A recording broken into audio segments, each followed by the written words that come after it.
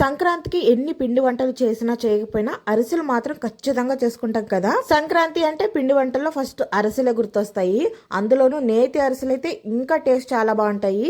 మా అమ్మ స్టైల్లో నేతి అరిసెలు ఎలా ప్రిపేర్ చేసుకోవాలో నేను ఈ వీడియోలో చూపిస్తాను. ముందుగా 1 కేజీ రేషన్ బియ్యాన్ని 2 నుంచి 3 సార్లు శుభ్రంగా కడుక్కొని వాటర్ పోసి ఒక 20 గంటలు నానబెట్టాలి. మధ్య మధ్యలో వాటర్ చేంజ్ చేసుకుంటూ నానబెట్టుకున్న బియ్యాన్ని వడకట్టుకొని మెత్తగా గ్రైండ్ చేసుకోవాలి. మీరు మిల్లులో అయినా ఆడించుకోవచ్చు, లేదంటే మిక్సీలో అయినా గ్రైండ్ చేసుకోవచ్చు. ఇప్పుడు బియ్యం పిండిని జల్లించుకోవాలి. జల్లించుకొని చేతితో ప్రెస్ చేసుకుంటూ ఆరిపోకుండా మూత పెట్టి పక్కన పెట్టేసుకోవాలి. ఇప్పుడు ఒక మిక్సీ జార్లోకి 2 ఎండు కొబ్బరి చిప్పల్ని చిన్న ముక్కలుగా కట్ చేసుకుని యాడ్ చేసుకోవాలి. అలాగే 4-5 యాలకులు కూడా యాడ్ చేసుకుని మెత్తగా గ్రైండ్ చేసుకొని పక్కన పెట్టేసుకోవాలి. నెక్స్ట్ బెల్లం పాకం కోసం 1 కేజీ బియ్యానికి 3/4 కేజీ బెల్లం యాడ్ చేసుకొని కొంచెం వాటర్ యాడ్ చేసి బెల్లాన్ని కరిగించి వడకట్టుకోవాలి. లో ఫ్లేమ్ లోనే పాకాన్ని కలుపుకుంటూ పాకం చెక్ చేసుకోవడానికి ఒక గిన్నెలో వాటర్ తీసుకొని పాకం యాడ్ చేసి చెక్ చేసుకోవాలి. మనం పట్టుకొని ఉండ చుడితే ఉండకి రావాలి. ఇంకా మీకు పర్ఫెక్ట్ గా చెప్పాలి అంటే ఇంకొక 1 మినిట్ ఉంటే ముదురు పాకం అవుతుంది అనుకున్నప్పుడు స్టవ్ ఆఫ్ చేసేసుకొని కొంచెం నువ్వులు ముందుగానే గ్రైండ్ చేసుకున్న కొబ్బరి యాలకుల పొడి కూడా యాడ్ చేసుకొని ఒకసారి అంతా బాగా కలుపుకున్న తర్వాత కొంచెంగా బియ్యం పిండి యాడ్ చేసుకుంటూ ఉండలు కట్టకుండా కలుపుకుంటూ ఉండాలి. పిండిని మరీ ఎక్కువ యాడ్ చేసి గట్టిగా కలుపుకోవద్దు, ఎందుకంటే చల్లారిన తర్వాత ఇంకా గట్టిపడిపోతుంది కాబట్టి. ఇలా మంచిగా కలుపుకున్న తర్వాత ఒక 2 స్పూన్ల నెయ్యి కూడా యాడ్ చేసుకొని ఒకసారి అంతా బాగా పిండికి స్ప్రెడ్ చేసి పిండి ఆరిపోకుండా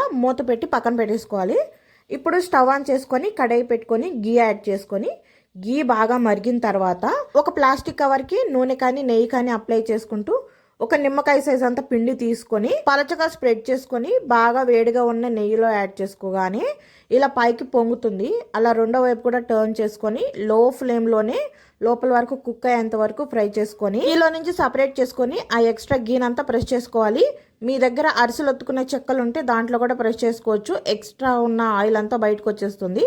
నా దగ్గర అవి లేవు కాబట్టి నేను చిల్లుల గరిట యూజ్ చేస్తున్నాను. చిల్లుల గరిటతోటి ఎక్స్ట్రా గీ అంతా ప్రెస్ చేసుకున్న తర్వాత ఈ అరిసెల్ని ఫ్యాన్ కింద ఆరబెట్టుకోవాలండి, లేదంటే ఒకదానికొకటి అంటుకుంటాయి. ఇవి పూర్తిగా చల్లారిన తర్వాత 8 కంటైనర్ స్టోర్ చేసుకుంటే మన సంక్రాంతి స్పెషల్ నేతి అరిసెలు రెడీ అయిపోతాయి. ఇదే ప్రాసెస్ మీరు నూనెతో కూడా చేసుకోవచ్చు. మా అమ్మ అయితే నేతి అరిసెలు ఇలా చేస్తారండి. ఇంతకీ సంక్రాంతి అంటే మీరు ఏమేమి పిండి వంటలు చేసుకుంటారు కామెంట్ చేయడం అసలు మర్చిపోకండి.